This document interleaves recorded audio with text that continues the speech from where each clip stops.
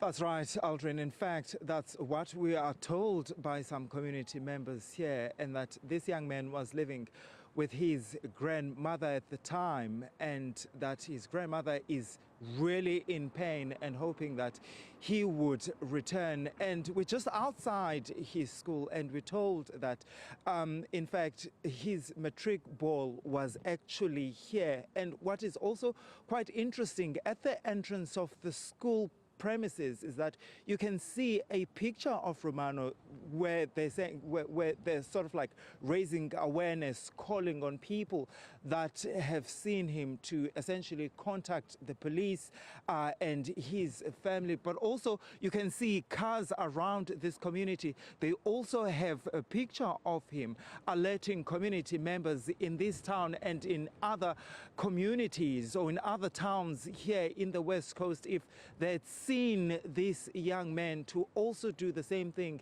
and alert the family or the police. So what we have currently here, we have got a group of community members that essentially conduct searches, themselves in various parts of the West Coast in order to try and find this young man. I want to bring in Romano Fredericks. He's one of the community leaders here, and he's also leading the search operations there. Thank you so much for your time. I mean, we were talking about this particular effort. I just want you to take me back.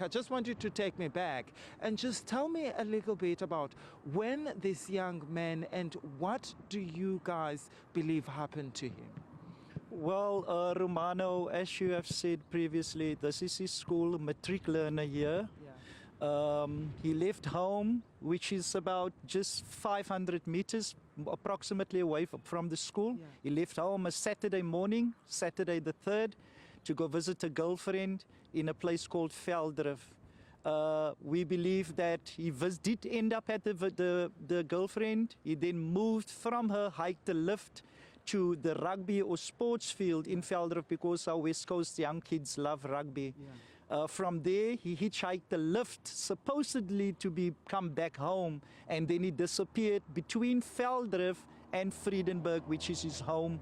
We also know that there are people that have seen Romano between Vredenburg and Vredenburg, have seen him in Langville, a place called Langville, which is between Vredenburg and Vredenburg. And ever since then, he has just disappeared. We haven't heard anything from him. He missed his matric ball, which was the Thursday immediately after his disappearance. Yeah. He's a child that never slept out of home. Yeah. Immediately after his matric ball, few days after that, he missed his birthday. So he's definitely missing. Something happened. Tell me about some of the searches that you, as the community, do.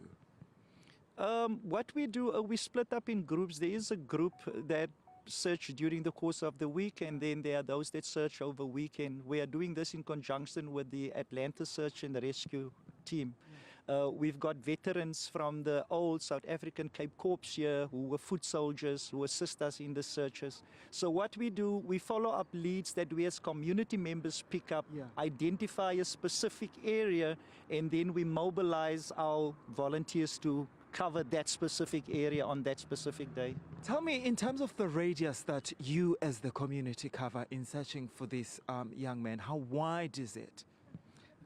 Because the West Coast is such a vast piece of place. It's covered by farmlands in between the little towns. So we can easily search between 50 to 70 kilometers radius from the area where Romano was last seen.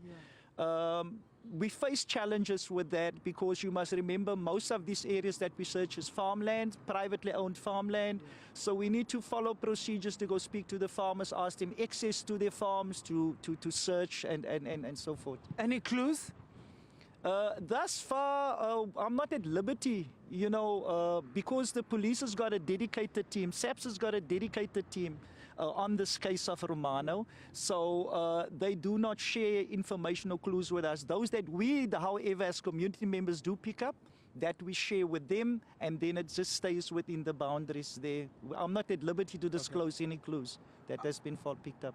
One of the things you said was that when community members here conduct their searches, they also found remains of people that had been reported missing before.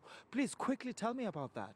Yes, definitely. That's public knowledge. You must remember that it is, even though this is concentrated on the disappearance of Romano, we've also had other kids that has disappeared, young people in this specific area. 2023 December, where the young man Bradley Dowd disappeared, community also initiated searches, you know, and then we found remains of a human being.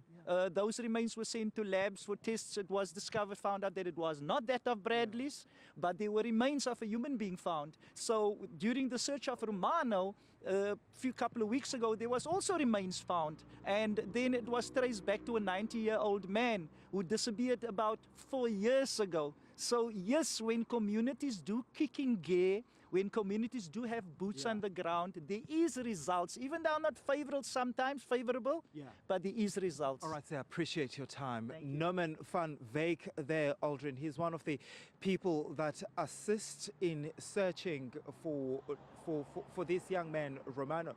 And as you've heard him, he and the members of this community will resume again their search this morning to try and see if they can make any headway in finding